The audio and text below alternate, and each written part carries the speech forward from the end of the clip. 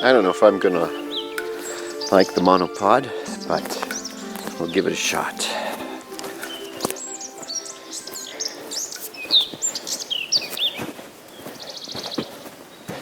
Elena and I did some work yesterday, beginning first cuts in the new pasture, and we filmed a little bit of it. I don't know if we did very well to show you what was up, what was down, what was happening. So I'm going to come back today. Elena came back again this afternoon, early this afternoon, and cleared some more debris.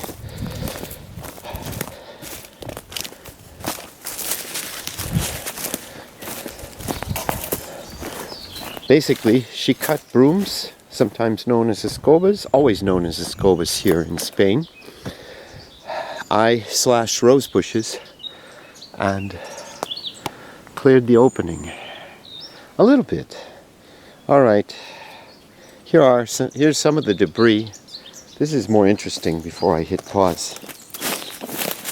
These are roses. Some dead, some alive, that were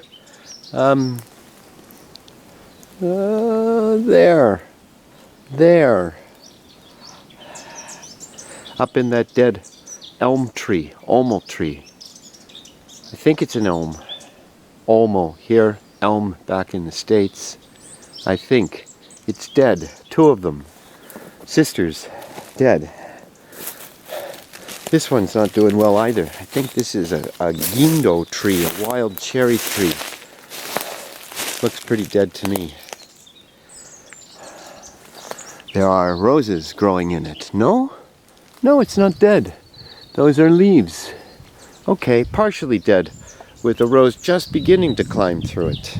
Alright, this is another project. Okay, now pause.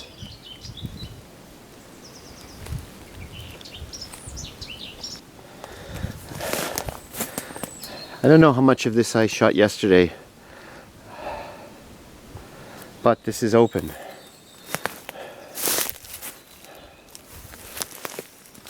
Somewhat open. Let's go see what Elena did.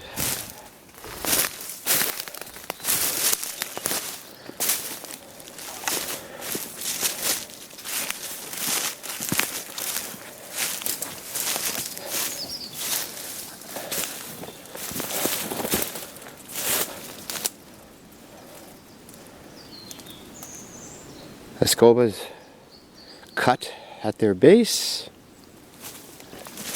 More cut. Ah, not that one. Another day. More.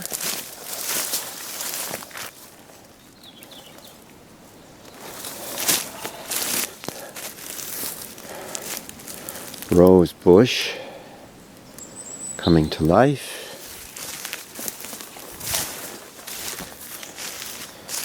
Sliced escoba. We usually leave the little oak trees, they'll eat the leaves, so it's kind of a food source. And you know, oaks make very good firewood, and we have permission to cut whatever we want here. Oak trees, which are highly prized, then we have to carry them home, but you know, it can be done. Some of these oak trees are protected. If they're 100 years old, they're protected by the forest police, Media Ambiente. Pardon my butcher's Spanish.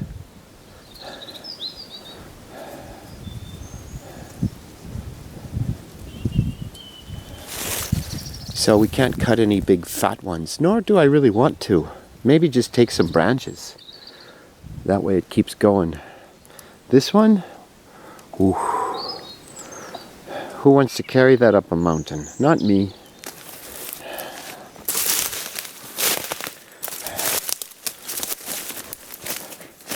I'll show you one more thing here before I explore elsewhere.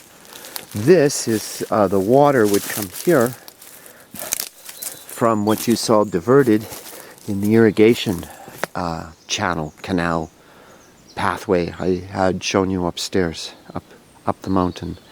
So it comes through here. So this pasture has water too, which is just terrific. We don't have to worry about frozen buckets of water in the winter. There's always fresh running water. And what's really cool and gives you a little insight into how things used to work here. So this is controlled by the hundreds of years of residents of this village. And over the centuries, the water was controlled to feed everybody's pastures, gardens or huertas, and orchards. Here is an example that one is still kept. It's beautiful, well done.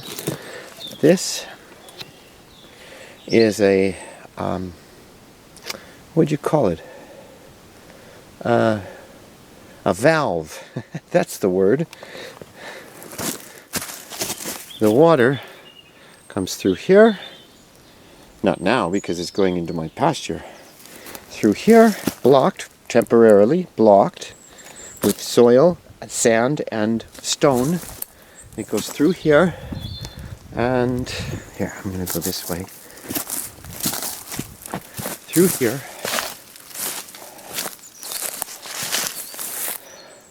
to water these apple trees, which are blooming. And then here, to capture the water, have it circle around the roots of the trees twice. He's a very good farmer, this guy. Doesn't live here. His wife's from here. They have a house here. This is her family's, one of her family's many little pieces of land. I don't know how many she has. But this is one. Lost, forgotten down here among... There's apple trees that are abandoned.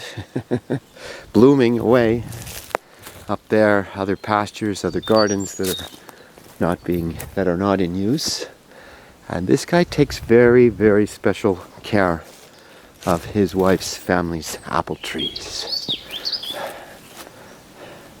They have others elsewhere. I don't know where though. They don't really tell you. Okay, the water goes 1, 2, 3. All right, there you go.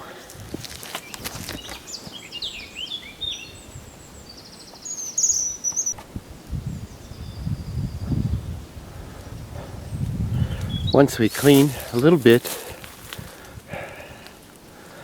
this is the first question. I think Elena just doesn't care what I do, just fix it. So this needs a fence. It's not tall enough, especially here. Not that I wouldn't want the alpacas going down there. There's some nice grasses there. I would like to choose when they go there. First of all, find out who owns it and ask permission. It's always a good course of action. But it's very nice. There's some barbed wire in it in a strange place. Not quite sure why. You'll see more of that barbed wire up here. Some of this is fenced in with barbed wire, which is a bad idea for alpacas, so I have to either hide it, mute it, basically, or take it down, which I don't want to do because it looks really new. And I don't know who would have done it.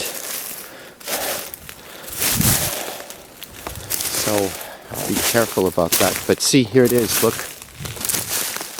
If you can see it, probably not. But this is where the barbed wire shows up. It's not that old. Yeah. And it goes down and cuts this pasture in half. Don't know why.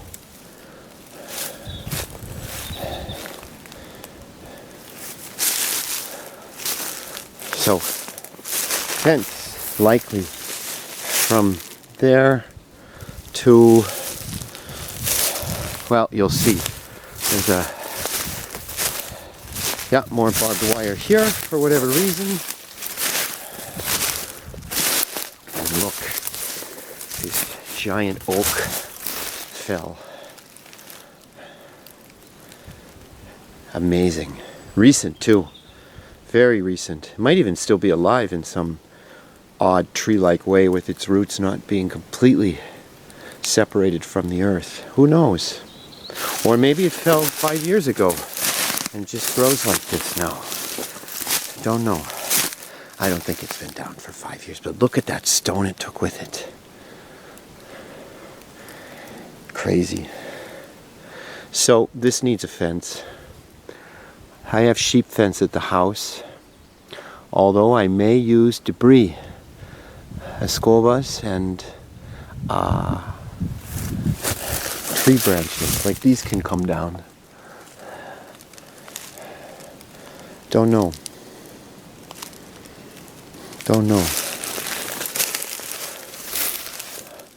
Alpacas are not known for challenging fences.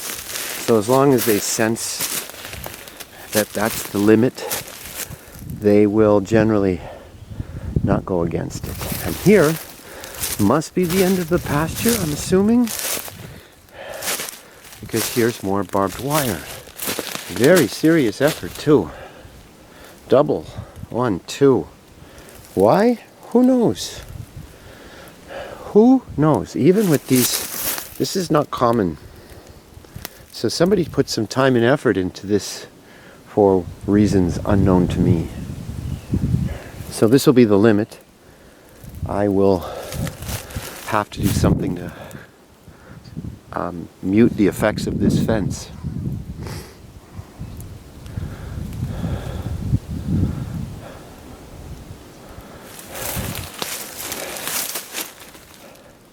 So, in review, fence likely to here, in front of the barbed wire, up to that tree.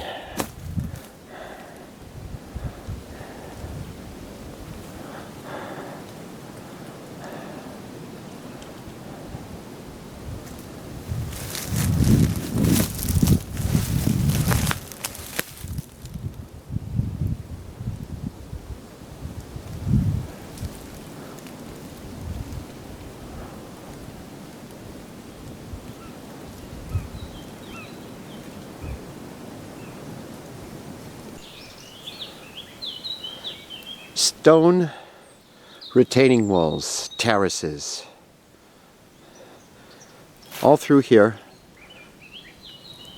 many in some form of decay, some held up well with the lack of care, and some, little by little, they fall. I asked one of the summer people, his father was born here, wrote a book about the place. I asked him when these walls were built, and he said 15th, 16th century. I don't know if I believe him, because everybody here has stories. But it's not impossible. And they haven't been cared for really in 50 years. So look how quickly they go without maintenance.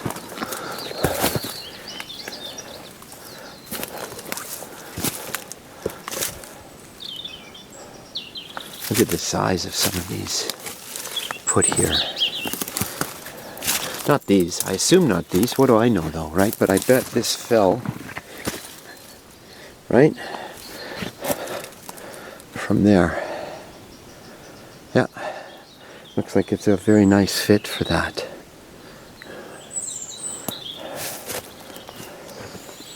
Alright, now we're back in the pasture we're cleaning.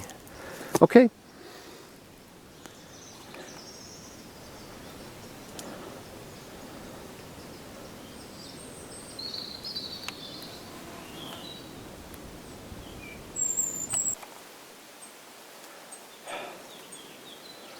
The old entrance to this pasture is here.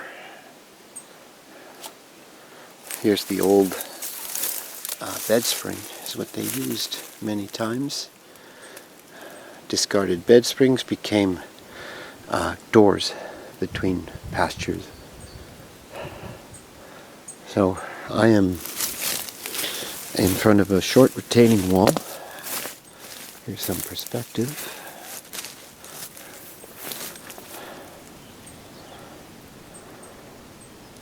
The sun's setting up right there, so the lighting's not great.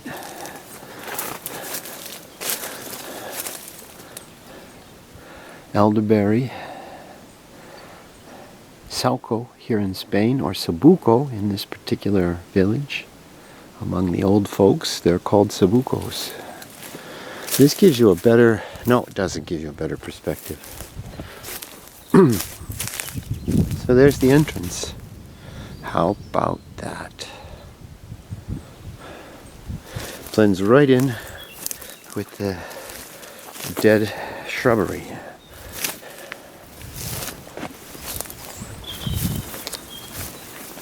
The inclination is pretty steep here in this pasture. And the other one as well. Okay, so down there, that sunlit oak tree is the limit, a limit. That's the fence we were just at that I was discussing fencing in.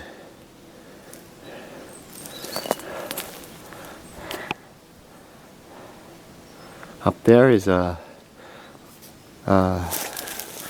newly converted pasture into an apple orchard. Don't have to worry about fencing that off.